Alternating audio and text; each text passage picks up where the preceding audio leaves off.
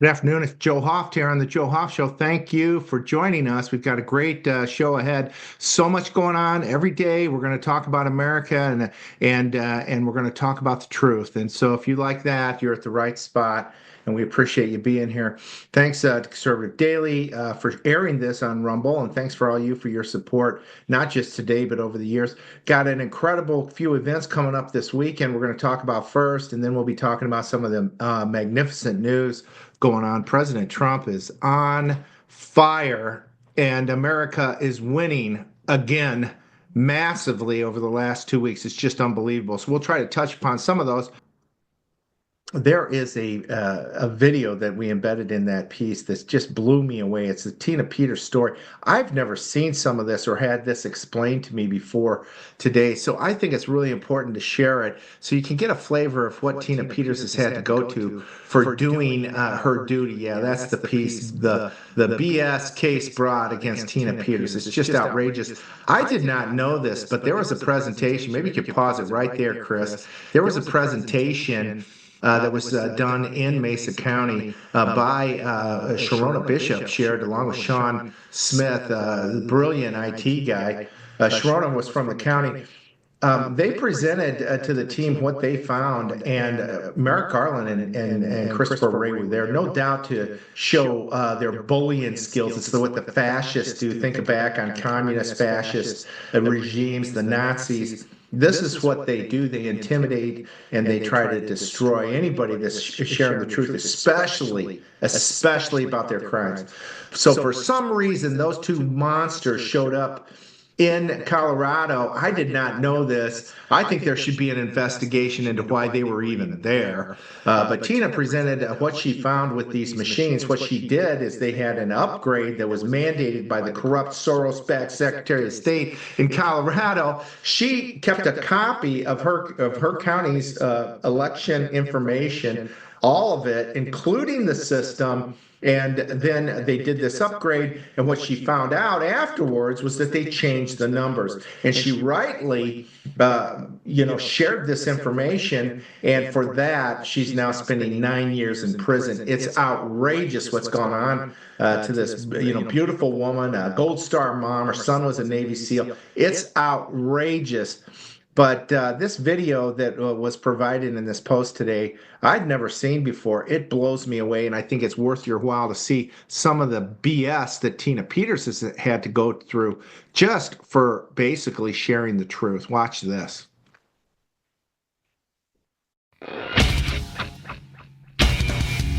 What I'm about to show you is proof that our government has been weaponized against the American people. Tina Peters, as a public official, fulfilled her sworn duty and proved that 29,000 vital election records were destroyed and other malfeasance was discovered that resulted from an uncertified software upgrade mandated by the Colorado Secretary of State, Jena Griswold. From that point, the full force of the weaponized government came against her, including the FBI raiding her home and confiscating her property. Secretary of State Jena Griswold got Clerk Tina Peters illegally removed from office because she wouldn't recant her Facebook Live statements about election malfeasance. Her husband was coerced into signing a divorce decree in order to deny her access to any of his VA benefits. Her dad died while she was in jail, and the DA subsequently harassed Tina and her grieving family. Incidentally, the same DA gave probation to a man who was caught with 26 pounds of fentanyl. That's enough to kill 8 million Americans. This criminal soon after escaped and left the country. This following event occurred after the FBI raided the home of Tina Peters and confiscated her property. 3 detectives and 2 police officers showed up to a coffee shop with a warrant to confiscate Tina's iPad. Tina, you're not in control of the situation. There's a search warrant in your hand that says that iPad is evidence that you're holding evidence. And so I'm asking you to have it. Whose iPad are you at? That iPad.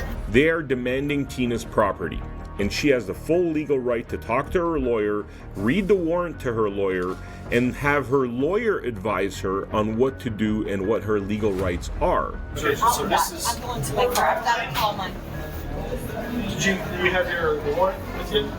Yeah, I'm going to call my attorney. I just want to make sure you have it with you. Would you like Randy to read it? No, I'm going to read it to my attorney. And then what do you think is going to happen?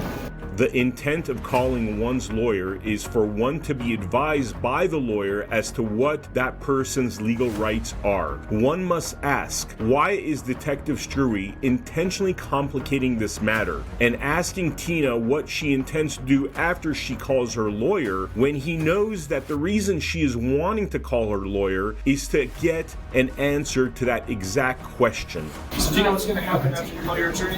You don't need to intimidate me. I'm calling my attorney right now. And again, for a third time and a fourth time, Detective Struy continues the bullying and invasive questioning and doesn't allow Tina to simply speak with her lawyer. All right, I'm going to go to my car. I'm going to get my phone, and I'm going to call my attorney. And then what is your projected next step?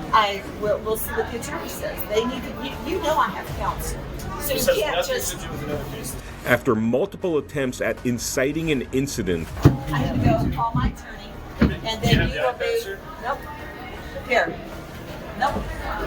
Okay. You're being Do detained. not touch him. There's a uniform officer coming down. I advise you to just stay put. Do We're not going to pat you down, make sure you don't have the iPad. Detective Struy makes his intentions clear. To walk with me to my car. We're going to walk to my car. You're not going anywhere. Yes, I am. You're absolutely not.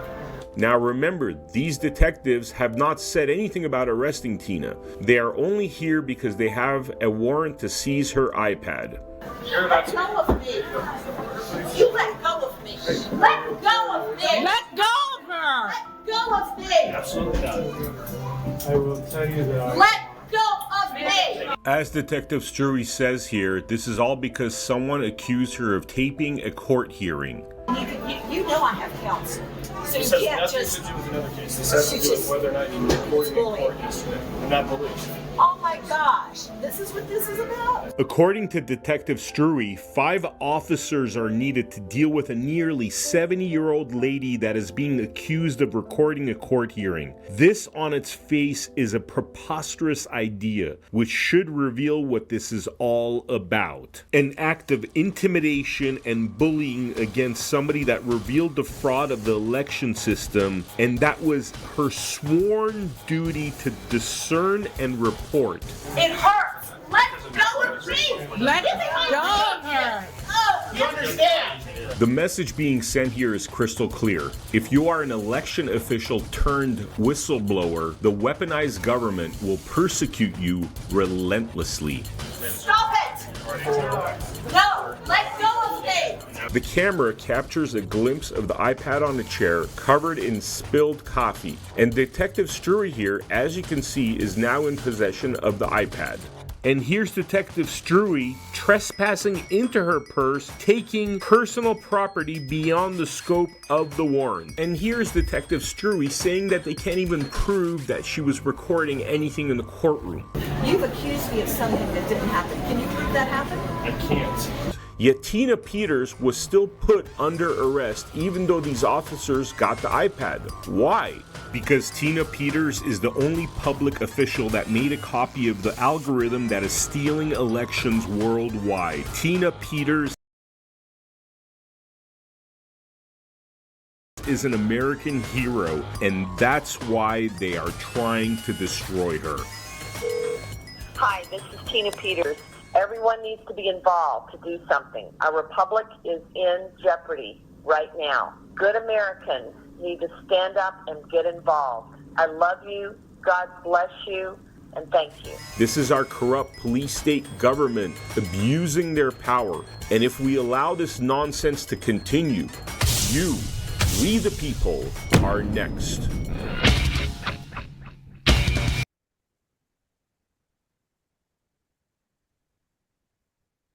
Well, I'm telling you what, you can tell what a great woman she is and what a good, godly woman she is. Did you see that? Well, one thing that hit me, she says, oh my gosh.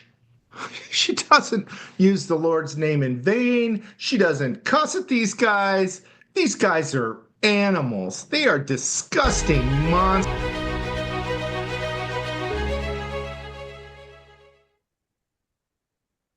We're back, and I'm really honored and privileged to introduce our guest today. He's a great attorney and a great person, and has been working very hard for this country for a number of years now. The great Ron Coleman. Ron, welcome to the Joe Hoft Show. No, thanks for having me back. It is my pleasure to join you. And Thank your words are kind and not particularly trustworthy, except that you're Joe Hoft, so you are trustworthy. But it's very generous of you to say it is. We are living, however, in crazy times. I mean, Mhm. every day you wake up and it's another amazing news story going in the right direction. Wow. Yeah, isn't it? It's just so it's like hallelujah, you know? It's like, we landed in the promised land finally. This is, you know what, Ron, I think the thing that grabs me, it just makes me realize how horrible the last 4 years have been. How horrible and yet how absolutely necessary. I think everyone agrees at this point that if Trump had won in 2020, many awful things would not have happened, but the extent and nature and precision of wonderful things that are happening now would not have been possible. The planning that went into the last 3 weeks has been mind-boggling, and to a large extent, you know this as a lawyer, if you can know where your adversary's soft spots are, where they're most vulnerable, and especially if you can lead them into believing that they have no vulnerabilities, that they can that they can take risks that they ought not take. That's where we are right now. I'm astonished at the focus and the preparation. I don't think too many people, and I include myself in this as someone who became a Trump admirer, was not born one, but who became a Trump admirer. I didn't think he could pull off something like this until he just did. It's amazing. It's amazing. We're hearing there may be more firings at the FBI DOJ today. And there's been firings. You maybe heard me mention James Comey's son-in-law was actually one of the prosecutors for January 6th. It's likely he was fired on Friday, if not, hopefully soon. And anyways, we've had the FBI, 88 FBI agents on Friday. We've got 51 of these intel guys that are no longer have access to top secret information. John Brennan being one of them. And there's some stuff coming out this weekend on John Brennan that says, hey, he was saying things about the Russia collusion that were not true. And now there's another piece. There's an email that came out from Papadopoulos. He shared this, that here's Brennan signing off on that 51 intel people saying that this is a Russia collusion, and the email was very damning towards Brennan. I'm telling you, I think Brennan is a target, and I hope he gets addressed real soon, and we can start doing prosecutions on these monsters. What do you think? Nothing could be better. Brennan is scowling and mocking America and the Republican Party and Donald Trump and the legal system for years now. And it's incomprehensible how he ever was given the level of trust that he was given and how he retained it through the Trump years, how the Justice Department let him skate on repeated lies under oath. I remember when the great Glenn Reynolds, we'll talk about great legal figures and social media figures, it was when the statute of limitations passed for prosecuting Brennan for lying to Congress that Glenn said, now it's official. There is a two-tier justice system in this country, and boy, was he right. So I would love to see that commie rat bastard Brennan deserve that scowl on his face a little bit more. Yeah, no kidding. Hey, I sent a clip. I'm not sure if you saw it. It was between Norm Eisen and Andrew Weissman. I saw it, Joe, and I will never forgive you. I will never forgive you for making me watch that. And even at 1.25 speed, it took years off my life. But throw it up again. Saying that, can we play it again? Yeah. Because we're not going to watch the whole 12 minutes. So It's only fortunate it's less than a minute, okay? But I'm like you. no one gave me the 1 minute version. Okay. I gotta tell you, Jennifer Rubin. these guys, my blood just goes boiling just like that. Seeing these two monsters talking about what they're talking about. This looks to be real recent. We'll play it real quick, okay, Chris? The inmates are running the show, that the people who did the righteous prosecutions will be the targets, and the people who are the convicted criminals, some awaiting trial, are the people who are free to potentially exact revenge. Well, with the good news being resistance mounting within the FBI, loyalty to democracy, and outside its walls, the public, and I think the courts rallying powerfully to the cause of the rule of law. I agree with that. I think we've seen the courts doing. I'm hopeful they will stand up. I'm just guessing, but I think there's going to be more of that this week, Andrew.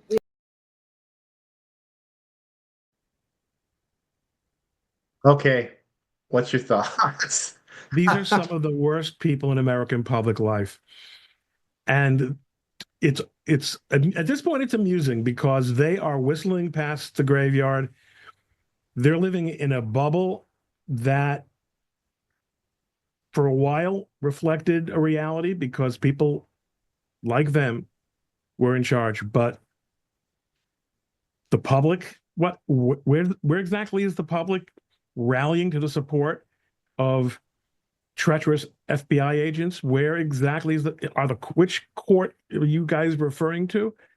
I mean, if they're referring to the District of DC judges who attached nasty grams to their orders, dismissing the J6 cases because of the pardons granted by President Trump,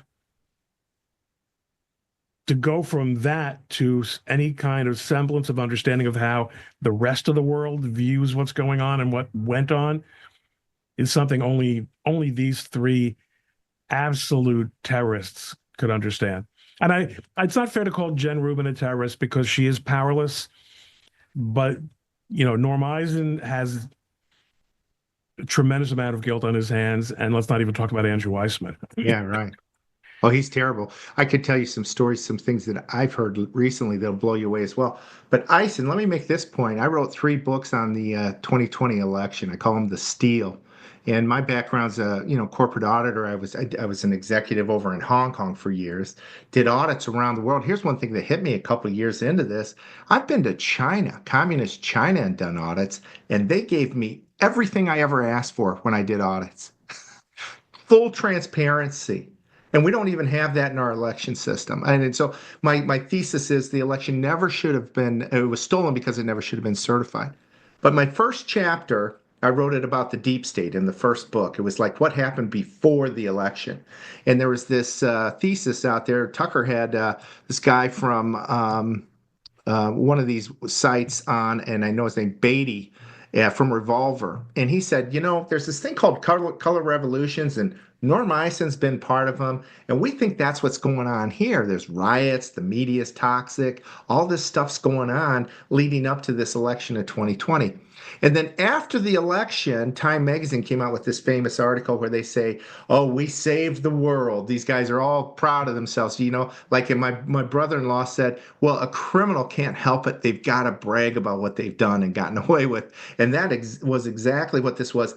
The first person that's interviewed in this piece, if you go back and look at it, is none other than Norm Eisen.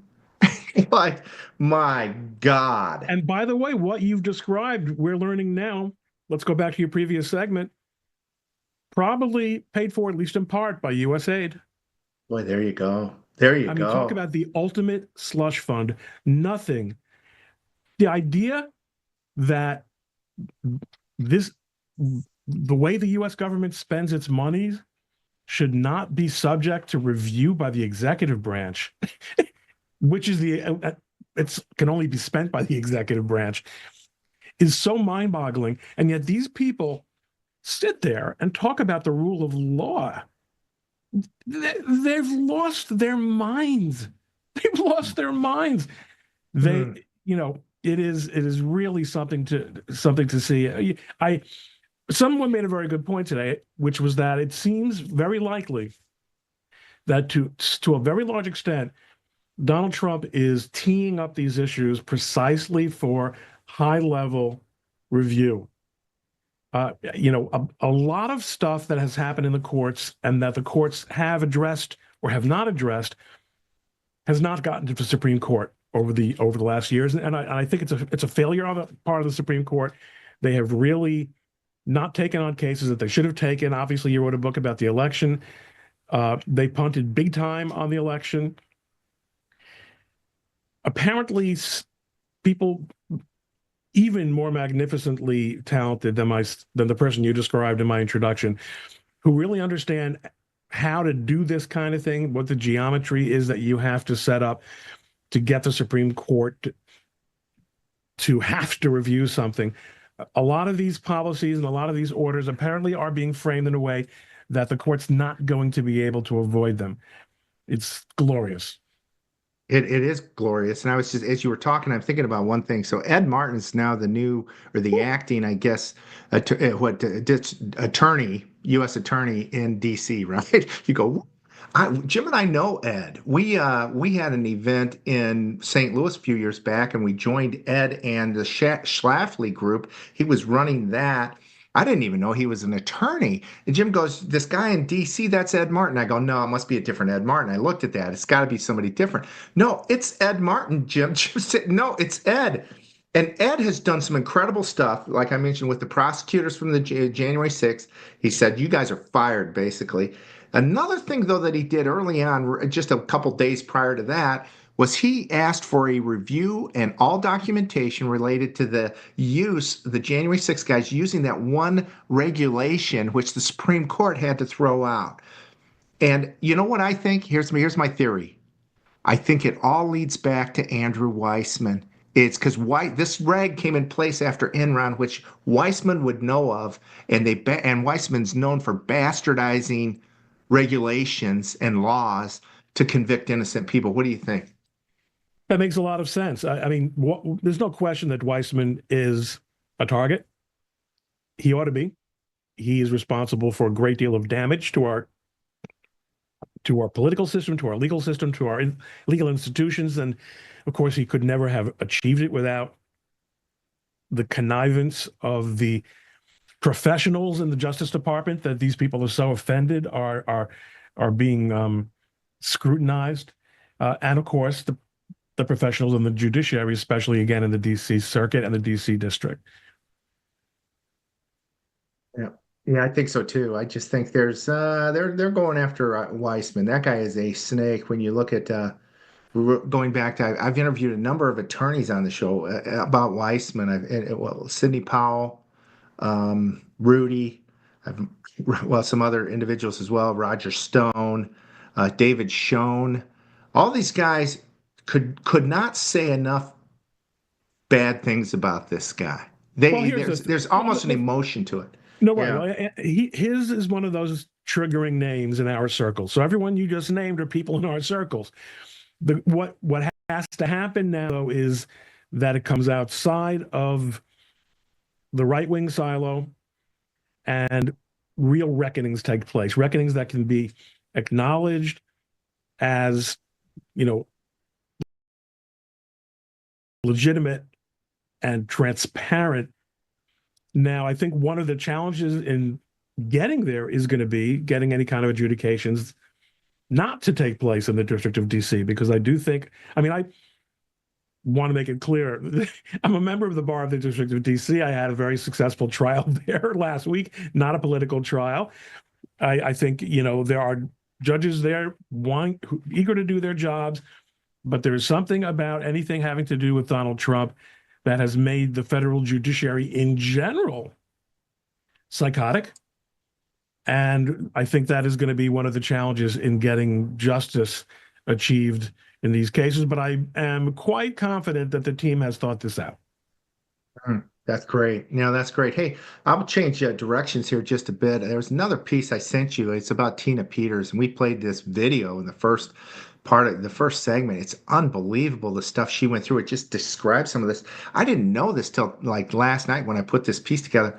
Merrick Garland and Chris Ray showed up via video to a presentation in Mesa County, Colorado, where they presented Tina's findings, from basically making a snapshot of her system right before a system upgrade took place, and then she compared it to what happened, the data there afterwards, and it differed. That was her job. A lot of people now argue that and Tina actually called me on this program maybe about a week and a half ago. We had her on three 15-minute segments because they cut off her phone. She's in jail right now on her way to prison. It's outrageous. She's a beautiful woman and a good Christian woman, and did nothing wrong. That's what she did. That's why they're coming after her. They charged her with state crimes, which are just total bogus. And then, so Trump can't pardon her, is the theory. But then she joins me a week and a half ago. She says, Joe, here's what we think. There's the supremacy clause in the Constitution. It says basically, and you can correct me on this, that federal crimes trump state or regulations trump state regulations. And she was doing her job, which says she has to keep records for 22 months. And they neglected to address that in her trial and threw her in prison nevertheless. What's your thoughts on that argument? And I'm not sure if you had a chance to look at some of that, but it's just. I did, yes. I mean, I also had a chance to look at what her attorneys are saying about the appeal, which has not yet been filed. And I'm sure that they will make an argument based on the supremacy clause. But, from their point of view, of course, there were unsurprisingly numerous errors at trial. I mean, when someone is being railroaded in one of these political prosecutions, it usually shows, just as it did in the New York cases against Trump and the Georgia case against Trump. The weaponization of state governments, because the federal government is, for all its evils, the federal judiciary is across the board a more reliable institution than that of any given state, with probably some remarkable exceptions. There's a level of accountability that they ultimately have to address. Unfortunately for her, it's going to be a long haul. I mean, I think ultimately there's probably a possible writ of habeas corpus for her that might be, based on the supremacy clause. I'm not a criminal law lawyer, but I will say that she's hopefully the same court that reversed the contempt finding will take a very serious look at the merits appeal here. Mm-hmm. Yeah, let's hope and pray. There's an event this weekend. I'll just remind listeners again, this Saturday from 1 to 9:30 Eastern time. It's the letmytinago.us. That's where you can go to. That's where you can go to watch this. It's going to be live all day. We're going to share a couple movies during the event and a number of speakers. And by the way, Ron, let me know if you want to join. I'd be happy to bring you on board. I would love to, but Saturdays are the one day I can't. Right. Join a program like that. But thank you very much. Mm-hmm. Actually, if it's 7:30 MT is what time? That'd be what is MT? Yes, 9:30 Eastern. Yeah, that's when it ends. Yeah, so I would. So I probably could. We could talk about that later. Sure. Yeah, let's talk about it. Yeah. It'd be wonderful to have you. A number of people will be there to talk about what she found and stuff too. It's a big deal. It's a really big deal. And she was, she was really blasted for it. And she's such a nice woman. Actually, in the first, there's a video that I mentioned. She says, "Let go of me, my gosh," she says. And I'm telling you, that is a, absolute evidence that she's a good woman. That's right. It's those moments, it's those excited utterances that tell you what really is going to come out. Yeah, yeah, and what a beautiful woman she is. So we're gonna try to do all we can to help her. What are your concerns right now with what's going on with the country, with the direction, or more than anything, maybe what are your joys with what you've already seen? Well, things are definitely moving in the best possible direction, better than any of us could have anticipated. As I said at the beginning, I couldn't even give you the courtesy of letting you direct the flow because I'm so excited with how things are going. I do think state courts are a problem that right now this administration is not able to handle. To the extent that those state courts have involved themselves in political issues involving elections, in particular, Congress can and should be considering national election reform. It has the constitutional power to do so, and the time to do so is now. The kinds of cooked up charges, such as those against Tina Peters, would be impossible if there were a national, even though it's true that under federal law, there's already an existing standard that she was responsible to meet. But we can do better. And if, as a conservative, we tend to be a little bit reluctant to argue in favor of federalizing things. But now that we've seen that the strategy of the left has been to take ownership, basically, of key states and do to them things that they would not be able to do at the federal level, we're going to have to play the same game they do. Mm. Yeah, absolutely. I think so. And I've been working, we looked around the country, especially after this 2024 election. A lot of people say, oh, it was great. I heard one key figure in the election say, oh, it's great. We caught them. And now everybody trusts our election process. And I was like, I don't. I'm sorry. I don't. I'm sorry. I've written 3 books on this. This election process is a mess. I think the only thing that could have saved this country was Donald Trump. Nobody else could have won the election to that extent, which we needed to overcome really too big to rig. And so we've got a lot of work to do. I agree 100%. But these people in California I've talked to, that one guy sent me some evidence that, hey, it looks like their voter rolls have maybe 17% of the individuals on them are not even U.S. citizens. Yeah, we got problems with the voter rolls, mail-in voting, the rolling election days. Constitution gives an election day. What's the meaning of that now? What on earth is the meaning of that? There doesn't seem to be any. And also the irregularities of related to drop boxes, ballot harvesting. No, but also the census, the allocation of votes.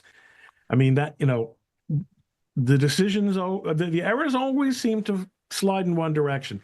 Things have to change, and they have to change systematically. And with God's help, the people who are right now captaining the ship, guiding the ship, they should continue doing so. If they've thought out, I mean, look, my colleague Harmeet Dillon, when she gets in as head of the Civil Rights Division at Justice, hold on to your hats. It's going to be something. That's great. That's exactly what everybody wants. And you know what? And we're getting it, and it's amazing. Just, jumping back to the this past weekend where we have Rubio going to Panama. Apparently they kicked China out as a result of him being there. We've got Trump putting tariffs all over the place. Now, I guess today already Mexico's come back and they've halted the tariffs for a month or so while Mexico does some certain things.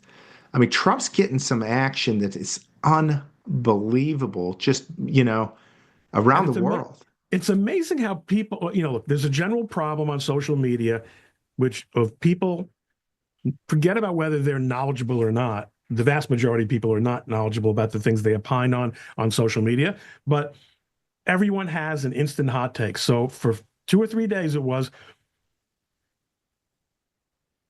tariffs are always economic ruinous. Get ready for the next depression. Yeah.